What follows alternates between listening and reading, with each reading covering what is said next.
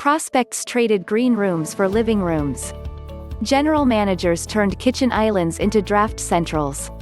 Cathy Engelbert presided over Friday's virtual WNBA draft from her New Jersey home, where the commissioner used a sweater drying rack, placed carefully out of the camera frame, to hang jerseys. The WNBA, forced to use a virtual format for its draft because of the coronavirus outbreak, got creative to honor its newest rookie class, headlined by former Oregon star Sabrina Ionescu, who went No. 1 overall to the New York Liberty.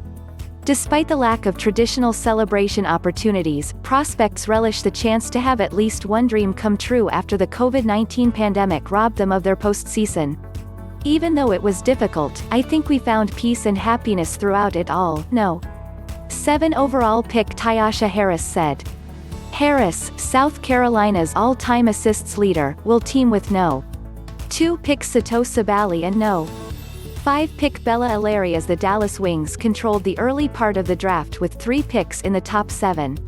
Sabally, a junior forward from Oregon, was one of 3 former Ducks selected Friday, along with Ionescu and forward Ruthy Hebard.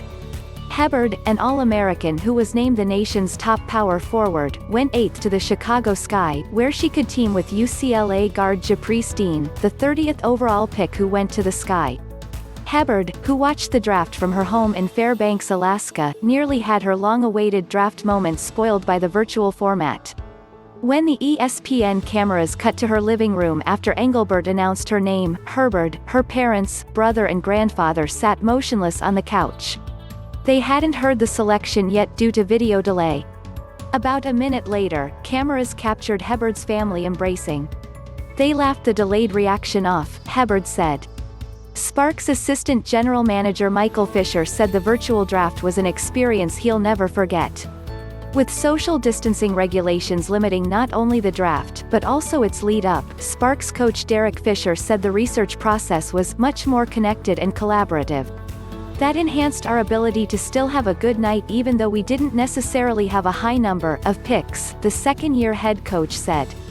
Without a first-round pick, the Sparks selected Miami forward Beatrice Mompremier with the 20th overall pick, Germany's Leonie Fiebich with the 22nd pick and West Virginia guard Tynice Martin with the 34th. Mompremier was a first-round prospect in mock drafts, going as high as No. 8 in CBS Sports projection, but slipped Friday because of a foot injury that limited her to 17 games as a senior. Getting the 6'4" forward who averaged 7 points and 2 rebounds as a junior was like a Christmas gift in April, Fisher said.